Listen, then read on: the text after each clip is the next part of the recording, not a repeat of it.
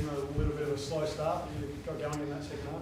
Yeah, we did. It was one of those ones we just couldn't generate some chances inside 50, and West Coast did. It was a bit of a blustery breeze, to be fair. It was probably going to that end initially, and I thought after quarter time we lent in a little bit more, got the game more looking like a Richmond game and on our terms, and we started to assert some ascendancy going inside 50, which is a positive for us. But credit where credit's due. I thought West Coast, they're up for the fight. They were obviously a little bit like us, disappointed with their performance last week, and came out, hard and tough. And Simo would be pleased with that effort. They're battling some unforeseen circumstances really with their injury level. So we're reasonably pleased with our performance, and I'm sure they took some things out of their game as well. You've spoken a couple of times this week about that scoring efficiency going forward and the connection piece. Do you feel like you're able to address that a bit in the second half? Yeah, it's getting there.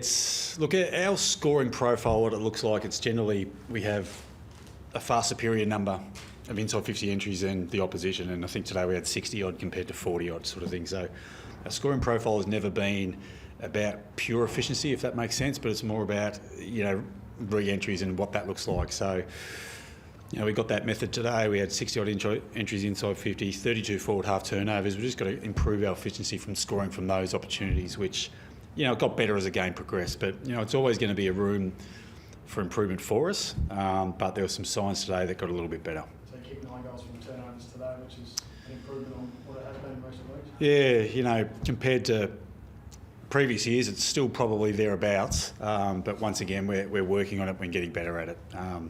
I had some guys that, worked hard in different roles today because we had to.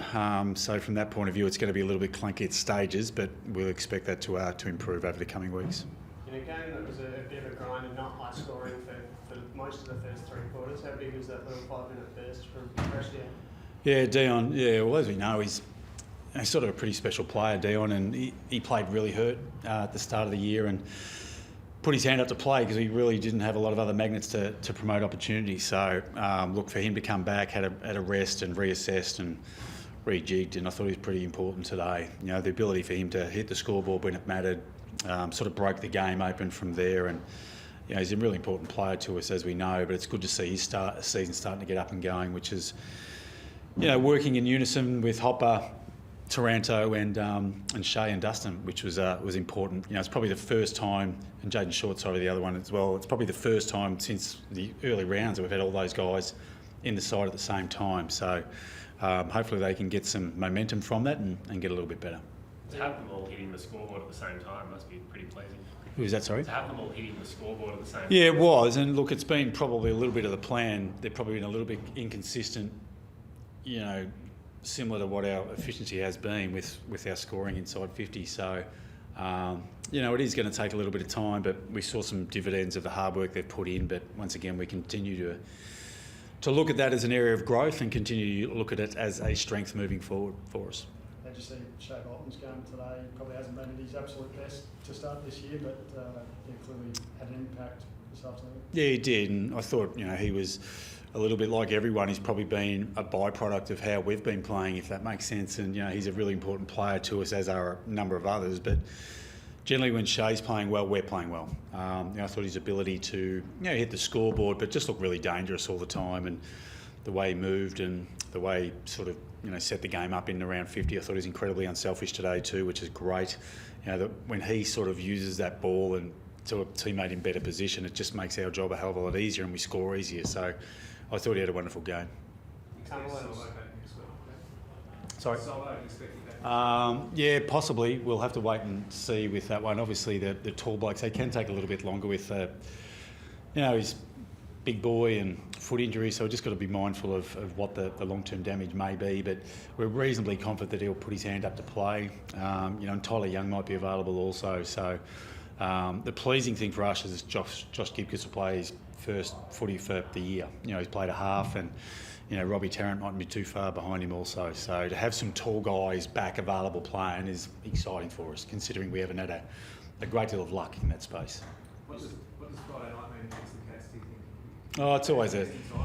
Sorry? Can you really get back to your best, do you think, and challenge Well, I think, once again, if we look at the way we play, we've been doing some phases of the game really well. Our defence and our contest work has been very good. What's let us down is our offence. So we're sort of hoping today we take some lessons out of that and some confidence out of that and, attack the game against one of the best sides, if not the best side in the competition. They've really hit their straps. I think they're playing at the moment. I'm not sure how they're going, but they're a great test. We always have great games against them. I hope our fans or the fans get out and support a great contest. And been sort of intense rivalries over the course of my and Chris's tenure at the footy club, and we hope we give the game that the people want to see. Subbing out Cumberland, did you just not get what you needed from him today? Yeah, it just wasn't his day, and he's a good kid, Cumbo. He understood. He takes it on his chin, and he'll move on and get better. We've just got to continue to work with him. He's a highly talented individual that we want to get into the side and playing a good brand of footy. Probably the challenge for him today was, once again, because of our injuries, he had to play a little bit of a different role again. So this is a consistency level we haven't had up forward because of the bits and pieces going in and out. I think we've had like 13 or 14 players play through there, and so the consistency level of that has been really challenging, not only for us as coaches, but for the playing group as well. Did you get him on the phone after that 50 metres? No, it was probably a good thing I didn't get him on the phone. Yeah. Oh, he knew it straight away. He's frustrated, and don't get me wrong, I've given away enough 50-metre penalties to understand as well. So I do understand, but he can't do that. He knows that. He'll learn from it. We'll learn from it, and he'll get better. Kane Corn said on radio yesterday that Tim Taranto wasn't the best 150 players in the comp and doesn't influence games. What do you say to that? Yeah. Oh, look, I know Kane obviously really well, and you guys know how the media works. We're a really big club, and you know what happens? He doesn't generally believe that comment, but what he does is he says it to get clicks. That's how the media work. Surprise, sort of thing. So, he's an outstanding player. Those two boys and what we've brought in Hopper and Taranto, we wouldn't be anywhere near where we need to be, or more importantly, we wouldn't be anywhere near where we want to be without those two boys in. They've been wonderful for our footy club, starting to learn what it is to be a Richmond person and starting to play like Richmond men, which is really important. So I thought those two boys were very, very good today and will continue to be for a long period of time. And just back on Dion, it's his 200th game against the Cats this week. Oh, is it really? Yeah. What has he meant overall since he's joined the club? Oh, it's been an incredible one, really. Actually, Kane said he wasn't worth pick 6 as well. He's come out of 3 times premiership player. Get better, Wig. Come on.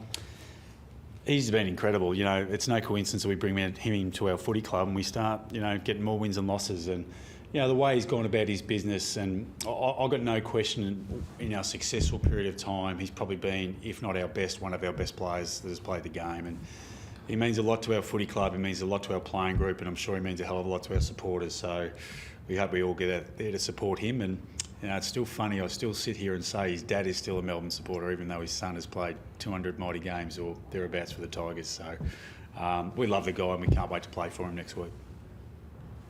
Yeah. Thanks, guys.